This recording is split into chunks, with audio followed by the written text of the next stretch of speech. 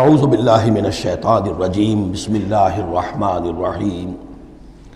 وَيَقُولُ الْإِنسَانُ وَإِذَا مَا مِتُّ لَسَوْفَ أُخْرَجُ حَيًّا، اور یہ انسان کہتا ہے حیران ہو کر، کیا میں جب مر جاؤں گا تو پھر مجھے زندہ کر کے اٹھا لیا جائے گا؟ یعنی یہ وہ لوگ ان میں سے کہ جو بعث بعد الموت کے منکر تھے۔ میں نے بارہا آپ کو بتایا کہ اکثر و بیشتر تو وہ مانتے تھے، لیکن وہ کہتے تھے کہ وہاں ہمیں چھڑانے والے ہیں، ہمارے شفعاء ہیں، ہؤلاء شفعاؤنا عند اللہ۔ تو بعث بعد الموت کے وہ منکر نہیں تھے، لیکن ایک طبقہ ان میں ایسے لوگوں کا بھی تھا۔ اب یہ ان کی بات ہو رہی ہے۔ وَيَقُولُ الْإِنسَانُ وَإِذَا مَا مِتُّ لَسَوْفَ أُخْرَجُ حَيًّا، کہ جب میں مر جاؤں گا پھر مجھے دوبارہ اٹھا لیا جائے گا اور نکال دیا جائے گا۔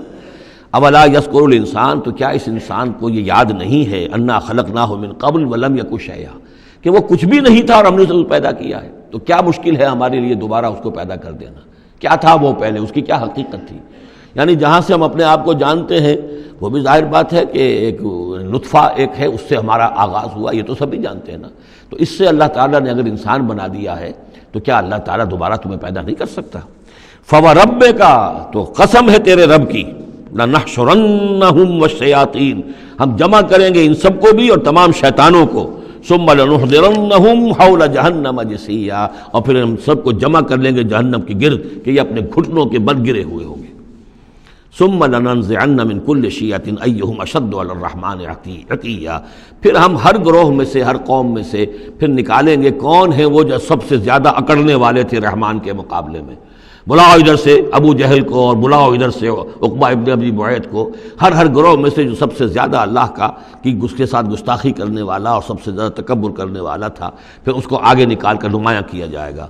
ثم لنحن عالم بالذین هم اولی بحاصلیہ، پھر ہم خوب جانتے ہیں ان لوگوں کو کہ جو بہت زیادہ قابل ہوں گے اور سب سے پہلے داخل ہونے والے ہوں گے اس جہنم کے اندر۔ وَإِن مِّنكُمْ إِلَّا وَارِدُهَا کان علی ربک حتما مقضیا، اور تم میں سے کوئی بھی نہیں ہے مگر یہ کہ اسے ایک مرتبہ جہنم پر آنا ہوگا۔ یہ فیصلہ ہے تیرے رب کا حتمی، طے شدہ، حتما مقضیا۔ اس کا جو مفہوم سمجھا گیا ہے میں اسے اتفاق کرتا ہوں کہ اصل میں وہ پل صراط جس کا تذکرہ جو ہے آئے گا سورہ حدید میں بھی اور پھر سورہ تحریم میں بھی، جس کو ہم پل صراط کہہ دیتے ہیں، الصراط ہے وہ، یہی صراط مستقیم جس پر ہم چل رہے ہیں، یہ عالم برزخ کے اندر جا کر اور قیامت کے دن جو ہے یہی پل صراط بن جائے گا اور یہ جہنم کے اوپر ہوگا۔ گویا کہ اس پر سے گزر کر لوگ داخل ہوں گے جنت کے اندر، تاکہ مشاہدہ کر لیں کہ اللہ تعالیٰ نے کس چیز سے ہمیں بچایا ہے۔ اور وہاں پر جو جہنمی ہیں وہ ٹھوکریں کھا کھا کر اس میں گرتے جائیں گے کیونکہ ان کے پاس روشنی نہیں ہوگی۔ یہ مضمون جو ہے کھل کر آئے گا سورہ حدید میں اور سورہ تحریم میں۔ تو یہ فرمایا کہ آنا تو ہر ایک کو پڑے گا، ہر انسان کا گزر اس پر ہوگا، تاکہ اور اس میں یہ کہ یقیناً جو بچا لیے جائیں گے ان کے دل میں کس قدر اللہ تعالیٰ کی اس رحمت کا اور مغفرت کی قدر کتنی ہوگی کہ اللہ نے ہمیں کس انجام سے بچایا ہے۔ وَإِن مِّنكُمْ إِلَّا وَارِدُهَا كَانَ عَلَىٰ رَبِّكَ حَتْمًا مَقْضِيًّا ثُمَّ نُنَجِّي الَّذِينَ اتَّقَوْا، پھر وہاں سے ہم نجات دے دیں گے، بچا کر لے جائیں گے ان لوگوں کو جنہوں نے کہ تقویٰ کی روش اختیار کی تھی دنیا میں، وَنَذَرُ الظَّالِمِينَ فِيهَا جِثِيًّا، اور چھوڑ دیں گے ظالموں کو اسی میں پڑے ہوئے، وہ وہاں پر پڑے جائیں گے، گرتے جائیں گے اور اہل ایمان اور اہل تقویٰ نکل جائیں گے۔ وَإِذَا تُتْلَىٰ عَلَيْهِمْ آيَاتُنَا بَيِّنَاتٍ، اور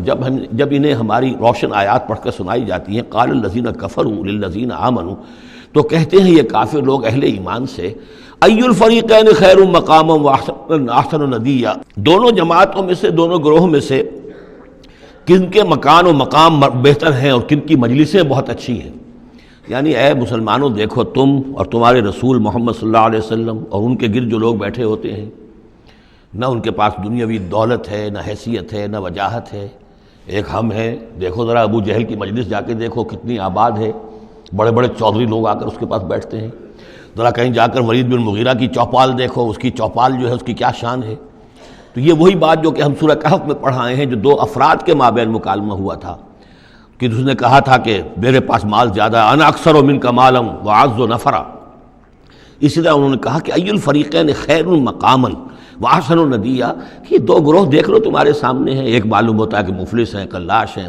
غلام لوگ ہیں، ان کے ساتھ بیٹھے ہوئے ہیں، بلال بیٹھا ہوا ہے، وہاں وہ ابو فقی بیٹھا ہوا ہے، یہ جو عمار ہے اور یہ فلاں ہے اور یہ یاسر ہیں، یہ لوگ ہیں۔ ادھر جا کر دیکھو وہ کتنی سج دھج کے ساتھ، شان و شوکت کے ساتھ ان کی محفلیں ہیں، کیا کچھ ساز و سامان ہے، کیسے قالین بچھے ہوئے ہیں۔ ای الفریقین خیر مقاما واحسن ندیا، وَكَمْ أَهْلَكْنَا قَبْلَهُم مِّن قَرْنٍ، اور ہم نے ان سے پہلے کتنی ہی قوموں کو ہلاک کیا ہے، ہم احسن اساسا وریا، وہ ان سے بھی کہیں بڑھ کر تھے اپنے اساس البیت، اساس جس کو ہم اثاثہ کہتے ہیں، ساز و سامان میں اور نام و نمود میں، شان و شوکت میں، ریا، ان کی شان و شوکت ان سے بھی کہیں بڑھ کر تھی، اور وہ ہلاک ہوئے۔ قوم عاد اور قوم سمود یہ سب کا، اور قوم شعیب۔ قل من کان فی الضلالۃ فلیمدد لہ الرحمن مدا، اے نبی ان سے کہہ دیجئے